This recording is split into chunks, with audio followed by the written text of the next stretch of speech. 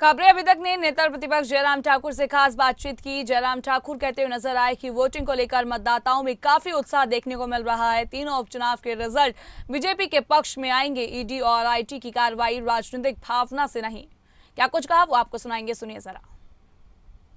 अब हैं और आज वहां पर मतदान हो रहा है और इस वक्त भी मतदान जारी है। तीनों सीटों पर मुकाबला कड़ा है और बीजेपी का इसमें क्या दावा है, इसी विषय पर बातचीत के लिए खबरें अभी तक के साथ मौजूद हैं नेता प्रतिपक्ष और पूर्व मुख्यमंत्री जयराम ठाकुर। उन्हीं से बातचीत करेंगे। सर, अभी जो मतदान की प्रक्रिया है वो जारी है और अच्छा मतदान प्रतिशत चल रहा है, 32% के आसपास। क्या लगता है आपको, ये किसके पक्ष में जा सकता है? और इन चुनावों में आप भी प्रचार में गए, क्या आपको मुद्दे वहाँ पर लगे कि जो जनता को अच्छे लगे या विपक्ष ने उनको उठाने की कोशिश की है? हालांकि मुख्यमंत्री कह रहे हैं कि हमारी संख्या तो अब 38 से 41 होने जा रही है। देखिए, जहाँ मैं चुनाव के दौरान कैंपेन के लिए जब निकला था, मैंने देखा कि लोगों का बहुत बड़ा जो जोश और जुनून के साथ भारतीय जनता पार्टी को समर्थन देने का, भारतीय जनता पार्टी के पक्ष में जो है मतदान करने का है। और ये मैं दावे के साथ कह सकता हूँ कि हिमाचल प्रदेश में जब 4 लोकसभा के चुनाव के परिणाम भी आए तो चारों सीटों पर जीत हुई है। हम 68 सीटों में से 61 सीटों पर हम चुनाव में, लोकसभा के चुनाव में बढ़त हासिल किए हैं। और यहाँ भी तीनों चुनाव में, उपचुनाव में यही परिस्थिति है। लोग मतदान करना चाह रहे हैं भारतीय जनता पार्टी के पक्ष में। और अभी जो कुछ जानकारी मिली है, 33%, 34% मतदान की खबरें आ रही है, तो इसका मतलब मतदान हैवी होगा। और हैवी मतदान की वजह ये भी है कि मुकाबला बड़ा कड़ा है। जब दोनों तरफ से मुकाबला कड़ा होता है तो स्वाभाविक रूप से जोर लगता है, जोश लगता है।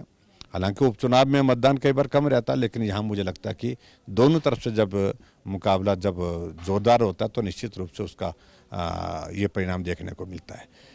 और मैं ये मान करके चल रहा हूँ कि सरकार ने कोई कसर नहीं छोड़ी है। सत्ता बल का प्रयोग करके जनबल को दबाने का, कुचलने का ऐसा उदाहरण मैंने देखा नहीं। विधायक के पीछे 3-3 गाड़ियां लगा करके, भर करके, सिविल ड्रेस में उसमें जो है वो सीआईडी के लड़कों को बिठाना, कहाँ जा रहा है, किससे मिल रहा है, ये हमारे पीछे भी यही रहा। हम भी चलते रहे, पीछे से यही चलता रहा। हम पहुंचते थे तो मालूम पड़ जाता था कि गाड़ी नीचे गेट के पास लग गई है, दरवाजे के पास लग गई है, इधर लग गया, इधर लोग खड़े हो गए, उधर लोग खड़े हो गए।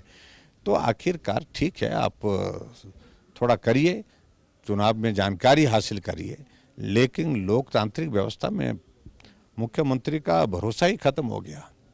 कर्मचारियों को दबाव दिया जा रहा है कि हमारे पक्ष में वोट डालिए और नहीं तो देख लेंगे। दुकानदारों के ऊपर कितनी जगह छापे मारे, सैकड़ों की संख्या में दुकानदारों को परेशान किया गया। कारोबारियों को, व्यवसाय वालों को कोई नहीं छोड़ा, प्रताड़ित किया गया है, परेशान किया गया है। और ऐसे में सब लोग दुखी हैं, सरकार को बदलना चाहते हैं, सरकार के खिलाफ वोट डालना चाहते हैं।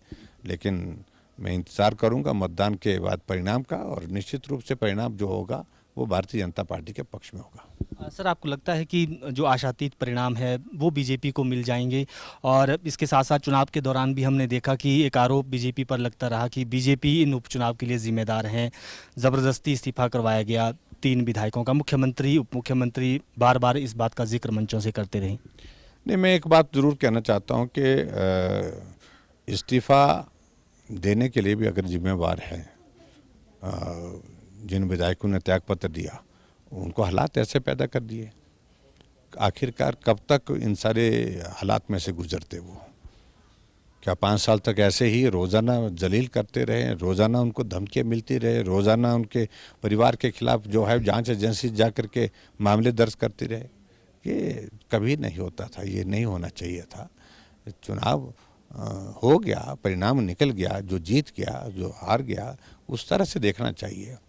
लेकिन हिमाचल प्रदेश में कि तुम क्यों हमारे खिलाफ बोल रहे हैं, तुम बंद नहीं होंगे तो हमारे खिलाफ ये कार्रवाई करेंगे, तो ये भाव गलत है। 5 वर्ष पहले जब मैं मुख्यमंत्री था, हमने कैबिनेट की पहली बैठक में ये फैसला लिया था, ऐलान किया कि राजनीतिक प्रतिशोध की भावना के साथ काम नहीं करेंगे, और नहीं किया।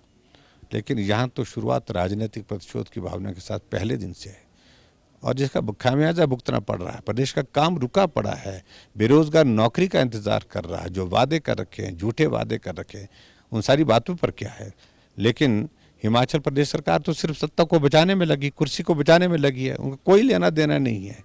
एक बरसात के बाद दूसरी बरसात आ गई, लेकिन उसके बावजूद सड़कें टूटी हैं तो टूटी हैं, पुल टूटे हैं तो टूटे हैं, कोई परवाह नहीं, किसी को राहत नहीं, किसी को मदद नहीं। तो ये बहुत दुर्भाग्यपूर्ण परिस्थिति हिमाचल में है। सर, कुछ दिन पहले ईडी और आईटी की छापेमारी भी हमीरपुर क्षेत्र में हुई है।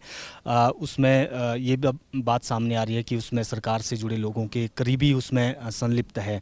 हालांकि मुख्यमंत्री का भी उस वक्त बयान आया था कि जो केंद्रीय एजेंसियों का जितना मर्जी रेड डलवा दो, हम रेड से डरने वाले नहीं हैं। क्या लगता है कि ये कोई जब चुनाव आते हैं तो इस तरह की एजेंसियाँ जब एक्टिव होती हैं, क्या उसके पीछे की वजह है? नहीं, मैं सिर्फ इतना ही कहना चाह रहा हूँ कि इन सारी चीज़ों को लेकर के उस तरह से देखने की आवश्यकता नहीं। एक तो राजनीतिक दृष्टि से देखने की आवश्यकता नहीं।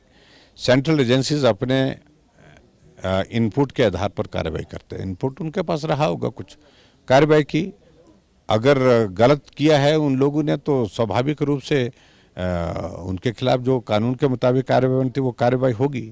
लेकिन ये बात बहुत चर्चा का विषय बन गई है। इनपुट जो आ रहा है, जो जानकारियाँ आ रही हैं कि ये वो लोग हैं जो प्रभावशाली लोग हैं, जो सरकार के संरक्षण में हैं, सरकार के नज़दीक हैं और बहुत पैसा इन लोगों ने संरक्षण में रहते हुए कमाया है, गलत तरीके से कमाया है।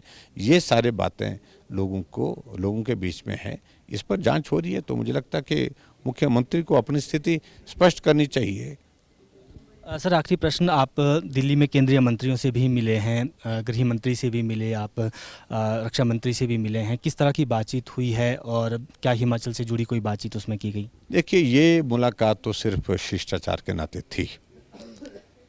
केंद्र में हमारी सरकार तीसरी बार लगातार बनी है।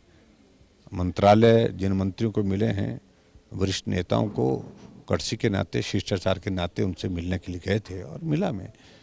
और जब मिले हैं तो हिमाचल के विकास से संबंधित कुछ विषय थे जो उनके ध्यान में लाए हमने कुल मिलाकर के। लेकिन शिष्टाचार के नाते ये मुलाकात थी।